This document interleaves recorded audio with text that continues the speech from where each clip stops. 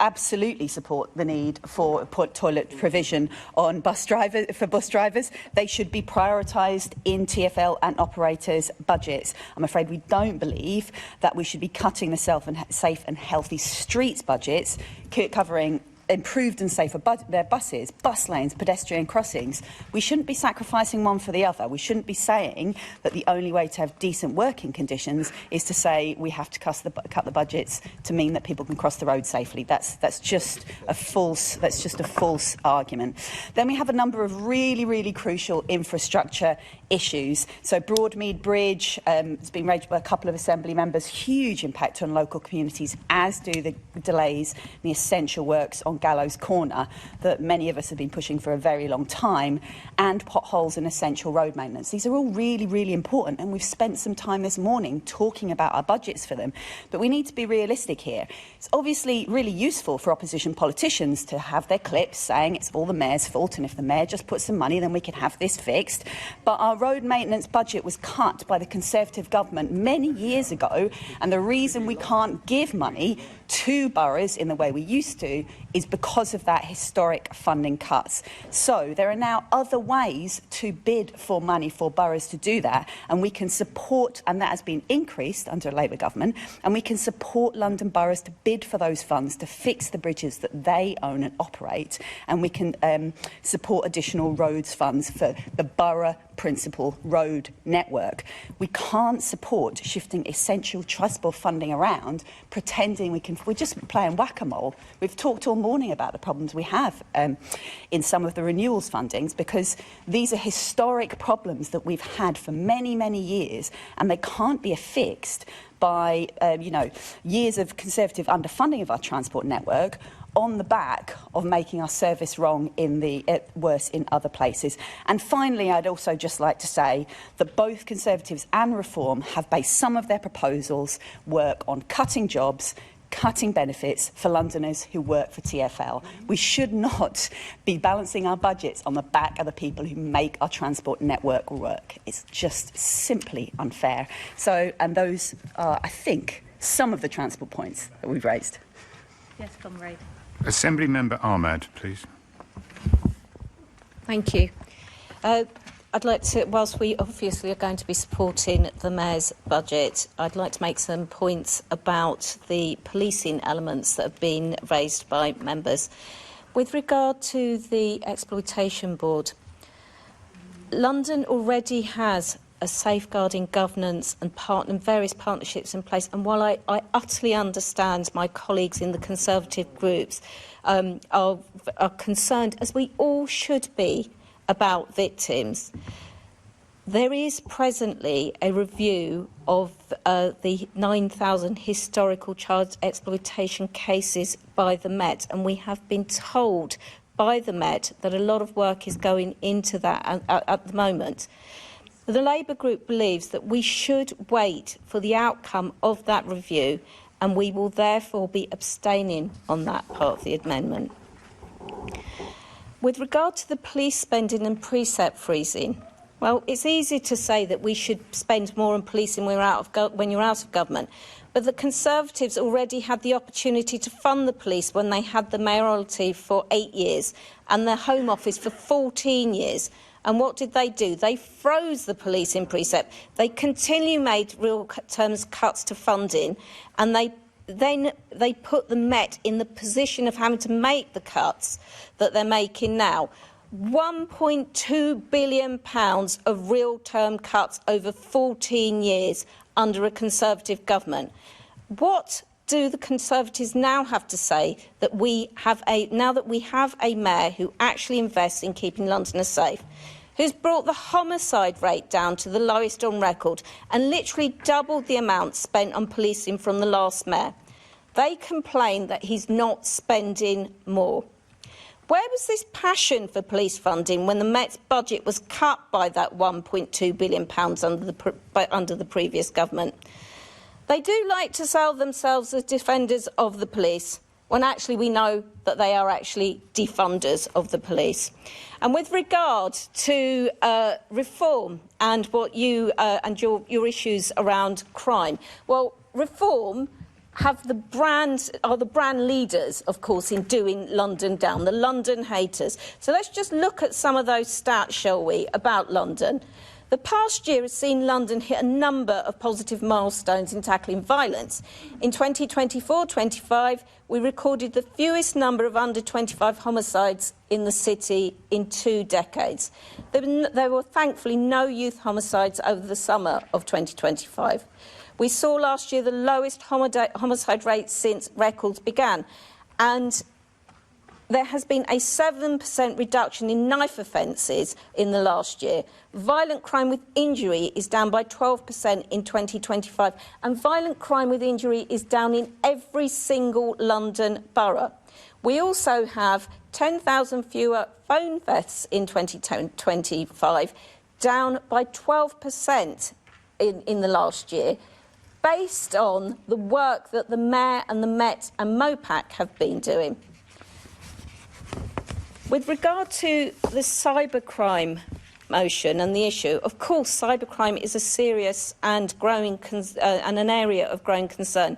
However, the Labour Group believes that the Assembly should avoid pre-empting an issue when the Police and Crime Committee is just about to examine the fraud and cybercrime provision in less than 2 weeks' time. There is a long-standing principle that we allow a committee to do its work unimpeded, and therefore we'd call for that motion to be referred to the Police and Crime Committee for in-depth cross-party consideration within this financial year. Thank you, Chair. Thank you. Just to let the Assembly know, I am prioritising people who haven't spoken yet. So if anybody's feeling like I'm not picking on, I'm just prioritising those. And on that basis, Assembly Member Roberts, would you like to come in? Thank you, Chair. I will speak regarding seconding the Lib Dem amendment shortly, but I just wish to take up on some time on various points which were raised by other amendments, most of which we are able to support. There are 1 or 2 issues which we have. For example, on the main Conservative amendment, we can't support the main amendment. However, we have very big sympathy for a lot of the points which are raised in that particular amendment. Pothole repairs, absolutely fine. London Exploitation Board and funding for the Met. But we don't agree with freezing the mayoral precept.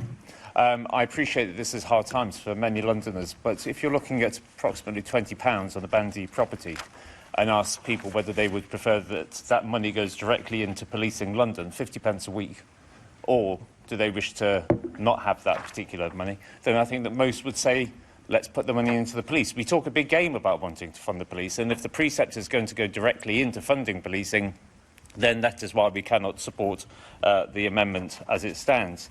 And also, we don't necessarily endorse the cuts to the staff at City Hall. On the London's road, certainly, and I'm very pleased to see that there is mention of Hammersmith Bridge in there. This is a national disgrace that Hammersmith Bridge has been left to rot, largely due to the inaction of Labour Hammersmith and Fulham Council, largely due to the previous Conservative government, and now largely due to the current Labour government that brought together a task force over a year ago in order to try to get this fixed and still haven't done anything about it. Now, what we also need to look at is the reform amendments. No, I'm not going to support the repairs to a bridge by taking money away from my constituency. Thank you very much. It's an awfully enticing prospect, but it ain't going to happen. And I would also suggest that the way in which the amendment is framed as this being this rather tiresome and tedious whinge about the war on motorists. Yeah. I mean, my goodness me, do find some original material for once. It would be most helpful. Let me see. Police front counters. Again, we can't support that, even though we are in favour of retaining police front counters. But the idea that we've got this, that we can fund it from taking away nominee passes, that's a contractual obligation.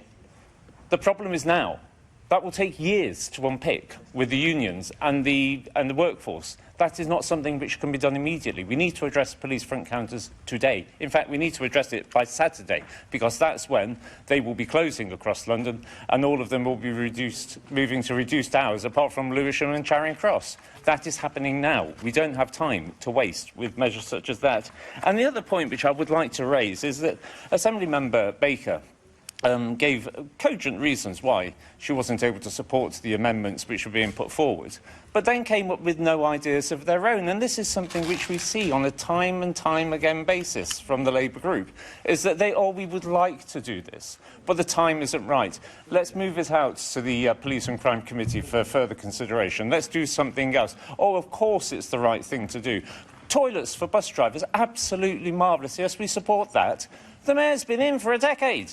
Why hasn't the Mayor moved to get proper facilities for bus drivers in a decade? And don't come whinging to me about austerity. Politics is about choices, and we see what the choices the Mayor is willing to make, such as £6.5 million on rebranding the overground lines for no particular reason. Nobody asked for it.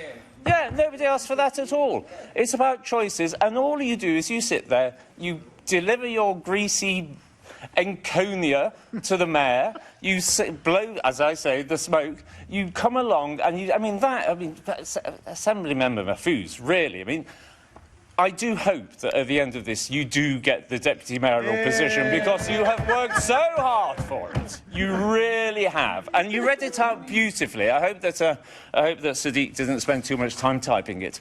So yes, there's lots to applaud within these amendments. There are some that we simply can't get behind. But I really would ask one final thing in the 38 seconds that we have left, because I am supposed to be seconding our motion or amendment, is that please, let's get behind a very simple thing, something that we all agreed on all those years or those months ago, that we really do need to have a disability champion for London, somebody with lived experience who can advise us properly on the steps that we need to take. We all agreed on it. This shows how we can pay for it. So please, if you can't support any of the other amendments, support this one. Thank you. Thank you. Assembly Member Georgiou, please. So soon. Yes. Well, there's other people have spoken already. Oh, thank you, Mr. Chairman. All I'd say to Assembly Member Mahfouz mentioned the plough in response to Assembly Member Garrett. Well, if he's the plough, who's the donkey riding it? You know. Well, anyway, we'll leave that there. I'm not specifying. I'm not specifying. You know, with regard to the Conservative amendment, as always, it is reasonable, fair and affordable. We love that word these days. But as the amendment sets out, the Mayor's budget, and I know that Assembly Member Mahfouz is upset that he's not part of this budget, but his staffing budget has gone up from 36 million since he took office to 122. And that's just ridiculous. The taxpayers of London are getting less for more. With regard to the staffing restructure that we alluded to, that saves 10 million. And Assembly Member Baker, we're talking about TfL staff budget of being around £2 billion. What we are talking about is back office staff, not frontline. And mind you, the reason why she's gotten so upset is because we're talking about her union cronies, which she doesn't like. And we're also including that, cutting the facility time at TfL, which is 8 times more generous than the one at the GLA in terms of cost per employee. Nominee passes are unjustifiable, and we've rightly outlined how that we will find savings from that. Now, with regard to Assembly Member Hall's brilliant motion on the grooming gang inquiry, I truly don't understand, and I have immense respect for Assembly Member Ahmad. I think she's wonderful, other than her politics. But I would say what she did is spell out exactly why we should do this. Then, as typical with Labour, says that, but we're going to vote against it anyway, or abstain. I don't understand the Labour logic. I don't understand, Mr. Chairman, what goes through their heads, how they can speak in favour of something, then say we're opposed to it. I'd also refer back to Assembly Member Ahmed's speech about crime. Knife crimes are up, burglaries are up, robberies are up, thefts are up, phone robberies are up. Everything is up, bar the homicide rate. But even then, that's a cherry-picked statistic. If you look over the course of this mayor's mayoralty, homicide rates have gone up. Yeah. So I really don't understand what bent, dodgy Wikipedia page Labour Assembly members get their statistics from. On housing, as we've heard from the Lord Bailey, housing is down, but yet we are spending billions more. Our transport system is crumbling, as has rightly been alluded to by Assembly Member Turrell, the honourable member from Bexley and Bromley, two fantastic Conservative boroughs. Central Line battered, Bakerloo Line battered, graffiti everywhere. And let's not get started on the potholes, of which I know you're all fans of my TikTok. You can see I did one. I blew out some birthday candles for one recently in Labour run Enfield, but it won't be for long, Bassam, don't worry. And as regard to Assembly Member Roberts, I must admit I've been agreeing with a lot of his speeches recently, but don't tell my right-wing friends across London. But he criticised us. I will take no lessons from the hummus and celery munching Liberals. And I appreciate I mentioned the hummus point. I'm of Greek extraction, so we'll leave that one for there. And so I would end on this point. Good. What is the point? What is the point of the Labour AMs? I love you, Mr. Mayor. You're so wonderful, Mr. Mayor. Write our questions for us, Mr. Mayor. We love your budget, Mr. Mayor. 16 years of failure and they're still going. I'll leave it there, Mr. Chairman. Thank you.